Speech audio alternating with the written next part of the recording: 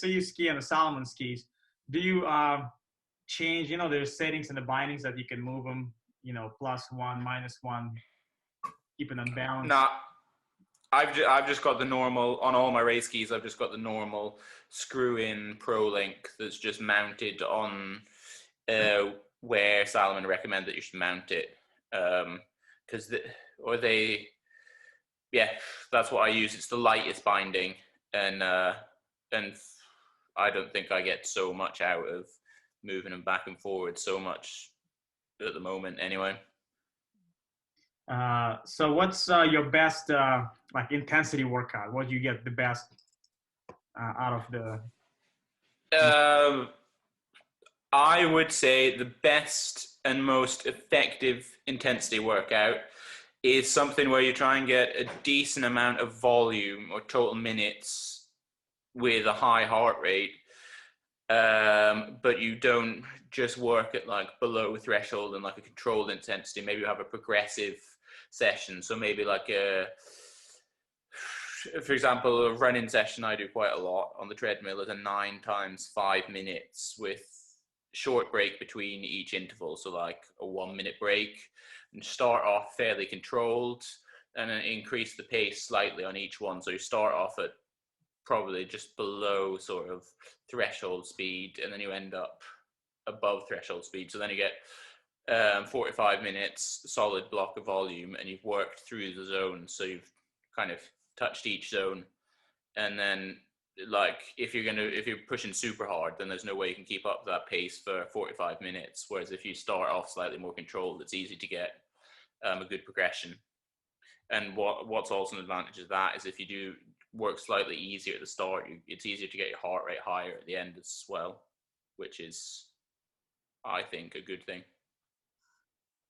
And you do that only running, or that's the same you do on the snow? I do that more on the treadmill running. I do, because that's one of my like focuses for just getting as much time in zone as possible. Whereas skiing, I have a slightly different focus, more on technique and things like that. So I'll do, if I'm doing more controlled interval, or I'll do progressive intervals on skis as well, but usually I would probably do slightly longer intervals, because I feel like it takes a wee bit more time to get my heart rate up when I'm doing ski intervals, and you also get all the downhills that you don't get on a treadmill running. So if I was doing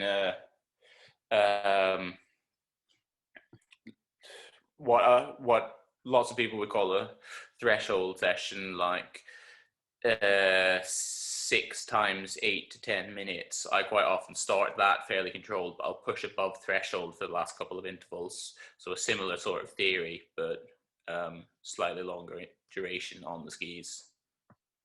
Next question I have: how does your pre-race warm-up look like? What is it? It's not particularly complicated. Like for me, all I need to do is go out 50 minutes before the start, ski fairly gently for like 20 minutes or so. Then I'll start increasing the pace for a couple minutes, so I get my heart rate up a wee bit, so I'm sort of like level 2 but not pushing over, or level 2 up to thresholds. And then the only important thing for my warm-up is that I have to do 3 minutes like dead hard race pace plus, so like almost sprint prologue speed, about 20 to 25 minutes before the start. And then I do that so I feel like I get proper lactate burn on, and I get like, and I feel like if I get a lactate burn on and like work super hard before the start, then I get like my body fully up and going. And if I haven't done that, then I feel like I kind of just am dead heavy out the start. And so for me, that 3 minutes super high speed, 20 to 25 minutes before the start is the important thing. And then after that, it's just about trying to keep warm. Depends a little bit from race to race how far the wax cabin is from the start and things, but it's just about doing the super hard bit and then staying warm after that and keeping the body going. how you feel about, your lot in life as a Nordic racer. I know you put a great deal of effort into it, and you're a second son of Norway. Um, you know, what's it like, skiing with the Norwegian ski gods?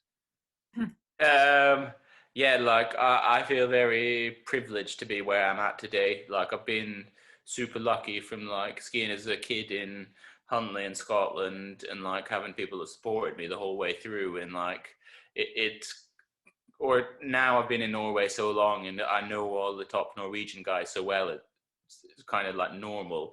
But like when I first came to Norway and like saw the superstars on the national team skiing around, it's absolutely wild. And like I sometimes do think it's a little bit surreal. I'm like mates with them now and can like talk to some of the guys on the national team. And yeah, it's I feel like super lucky to be in the position I'm in. Your Norwegian, my guess, must be more than just proficient, and I'm amazed at that. I think it's from what I can tell, not an easy language to pick up. Oh, it's or they just it just sounds a bit funny, but it's actually a very simple language grammatically. It's like much more. It's much simpler grammar than French or German. Oh, So it's actually, and it's fairly closely related to English as well. So it's not the most difficult language for an English speaker to pick up. Actually, well, that's French at school was interesting. much worse. Okay, So what fabulous. happens to the Scandinavians in the last two World Cups? Why there was no one? Hmm. How come there was no Scandinavians racing last two World Cups? Ah, that's because they say they weren't happy with the Corona rules at the first World Cup in Finland. Um, but like or in Finland, the protocols seemed to all be followed that they talked about before the races, and like the complaints and um, teams had after the first races were like small things that it seemed like they could have taken up beforehand or been prepared with. So it seems slightly strange. So there's a theory going around that I think might possibly be true, that they were just convinced that all the races were going to get cancelled before Christmas because like doing them wasn't going to be or wasn't going to happen, and so they were like unprepared and hadn't planned for them. That's one of the theories going. Whether it's true or not, I don't actually know, but it wouldn't surprise me. Yeah, wow, it's all three countries in the same. Yeah, and it's a bit, it's a wee, or like the Norwegians, like I know well, and they are like extremely cautious about all sorts of illness and things, and they're nuts about like if they go away, or even pre-COVID, if they go away and they like stay in a hotel room with carpets, they're convinced that carpets is going to kill them because there's all sorts of bacteria and viruses and dust in the carpets. So they'll like put down a layer of plastic over the entire carpet and tape it down. So they've always been a little bit nuts about hygiene and health and things like that. But like, I find it slightly strange that the Finns or like said, oh, the first race wasn't good enough because they were the ones that hosted it. So it was them that did a bad job. And like in Europe, like Sweden's one of the worst places for COVID at the moment. So I don't know why they're so worried about going to other countries. So it seems a wee bit strange to me. Yeah. Yeah, well, a few questions for you relates to training. So, when you're not racing, like in the ski season, Andrew, what's your week look like? Like, what type of workouts you do during the week when there's no races? It depends a little bit how long there is between the races. But if I've got a few weeks between race blocks where I've been racing, then I feel like I've got if I've done a few weeks in a row with racing, then I've done enough intensity from the races, and like it's the volume I've been missing from trying to peak and stay in good top shape. So it's basically more volume focus between the races. So I'll do a couple of interval sessions just to keep things ticking over, maybe one higher intensity and one volume threshold, something like that. And then try and do, for me, I think one of the key things I think, or that I like doing, is long double pole sessions. I think you can do a high amount of volume without it being too, I don't feel like it's too hard on the body. So like a 4-hour double pole session isn't too hard. Whereas if I was doing a 4-hour skate, I would be absolutely wrecked afterwards. So for me, I try and get in at least a few long double pole sessions and then fill in the volume with try and get in some decent skate and classic sessions as well. And I also like to try and maintain a bit of running volume through the winter. So like when I got back from the Tour de Ski, or when I got back here on Monday, conditions weren't ideal for skiing. So I went running, but I would have probably gone running anyway. So I've done a 3-hour run session this week and a running interval session.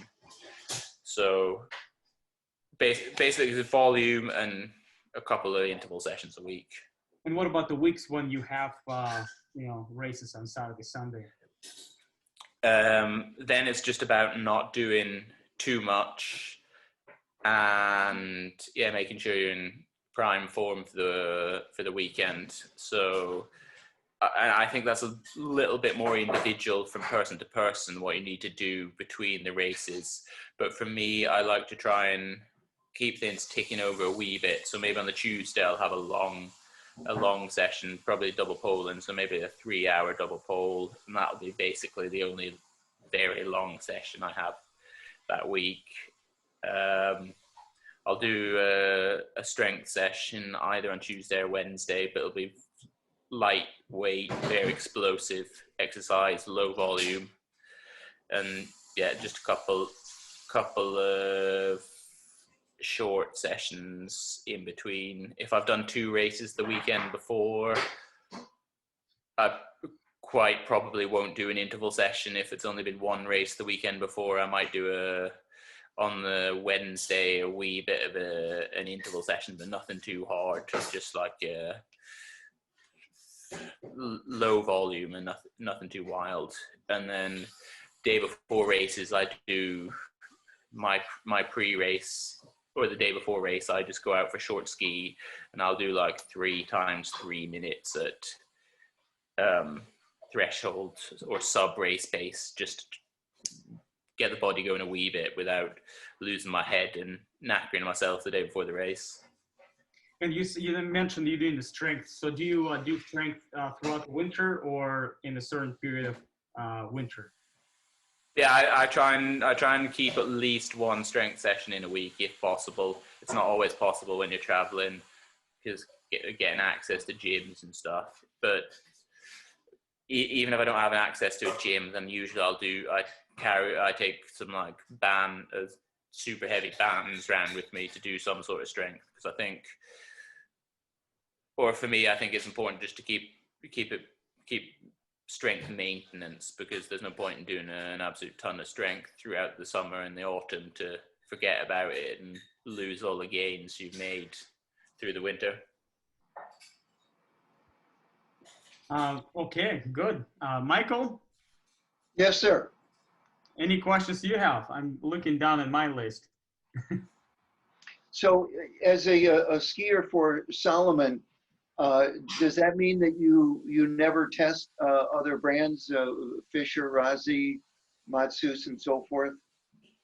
Or I never test for skiing on myself, but like, because we're a small team, then it quite often ends up that me and Andrew, the other Andrew on the team, who's a Fischer skier, that like we might test skis together to help each other find our best sets and things like that. So I have skied on, so I do have skied a wee bit on, or basically on the Fischer, because of the 3 of the guys on the team, me and James use Salomon and Andrew's on Fischer. So I've skied a wee bit on Fischer, but nothing else apart from that, really. I take it that Salomon treats you well. Yeah, I've been with Salomon since I've been a junior, and I'm super happy with the skis. And I did like being part of the team, because I feel like when I first started skiing with them in 2009, they weren't a big brand at all, and I feel like I've been part of the progression and part of the development of the skis, and now they're, if not the best, one of the best ski brands. I think of all the main brands, they all have good skis at the top end. But yeah, now they're super good, so I'm very happy. So a follow-up to that, I know the big teams have their big vans and, you know, 3 or 4 wax techs in tow. Um, Being the modest team that you are, do you have someone that is your wax tech and takes care of all of your skis, or is that part of what you have to do yourself as well? Now, when we're on World Cup, we've got a Swedish guy who's in charge of all the skis and stuff. So now, yeah, I don't have to think too much about my own skis. If I was doing a domestic race in Norway or something, then I'd have to have a bit more of a plan and stuff. But then I would probably just phone up the wax and ask him what I was meant to be doing. So yeah, lucky in that respect now. So none of the Norwegian teams will help you out and wax your skis for you. We do actually have, or when we're at World Cup, we've got a bit of a partnership with the Norwegian team, because wow, that's great. Yeah, because it's limited how many servicemen you can have on the tracks and doing testing and things. So we've got a little deal with them that they can get some of our allocated spots, so they can have more people with them, and then they give us some of their test information and access to some things they have. But we're getting to a level now where we're actually competitors for them, so we don't trust them 100% at all. So we do our own testing as well as listening to what they get. So like they'll say, oh, this is what we found is the best, and then we'll be like, okay, possibly it's the best, and then we'll go out and test other things against what they say is the best. Yeah, when they suggest some clister for glide, then you know where they're at. Yeah, then we definitely know that we're good. That's a good thing, because if we get to that point, we'll know that we're definitely competitors for them. So they're worried about us. So we're doing something right. Excellent. Well, I have a last question from what I've got. Andrew, how much work do you do on technique, and are there any specific key points you're working on classic or skate technique? I do a lot of work at technique, because I'm one of the talentless people that doing one small change will take me 2 years to manage. Some people can just change things instantly, and that does my head in, because I cannot do that. But yeah, so I do a lot of technique, look at a lot of stuff on video. So yeah, at the moment in classic, what I'm working on is or something I've actually been working on quite a bit this year that I feel has helped a lot, is thinking about driving my knee forwards in the diagonal phase. So instead of thinking about kicking backwards, thinking about driving the leg that's not on the ground forwards, because that helps me activate my core. Because if I think too much about kicking back or down, I tend to overarch my back, not have any connection through my core. Whereas if I think about driving forwards, then I get a bit more connection. In skate, I've got lots to work on in every single technique, to be honest. But in skate at the moment, I'm working on I have a tendency to be a little bit lazy and sit back all the time and never come right up to the high point. So it's about activating my glutes at the top, so I get my weight fully forwards. And if I come completely up, then I've got a few more centimeters of upper body that can collapse or that I can get over my poles, and hopefully a slightly longer glide phase or push phase. So that's kind of my main focus is, that's that which is exactly the same thing I'm working on a double pole in as well. Yeah, that's my main areas of focus at the moment. But like I said, I've got a ridiculous number of things to work on. Technique is something, no matter how much you work on it, you've always got more to do. I think that's the same for everyone. Absolutely. It's very boring having to do lots of technique work, because technique work is ridiculously boring, but it's also worthwhile. And it's like, I get really annoyed at the coaches as well when they try and give me technique feedback, because it just sounds like, you don't think I'm perfect? Fine, I am crap. Yes. and then I'll quite often be like, oh, fine, I'll give it a go. And then it'll actually be quite good what they suggest, and then I won't be so grumpy after that. but that's how life is. I'm not as perfect as I like to think. Andrew, you're a delightful chap. I feel very privileged and really grateful to have gotten a snapshot into you and your persona and what you bring to the table. Thank you. I'm very grateful. No, thanks for having me. Get to hang out with Nicole on a Sunday evening. That can't complain. And you guys, all good. Having a great time.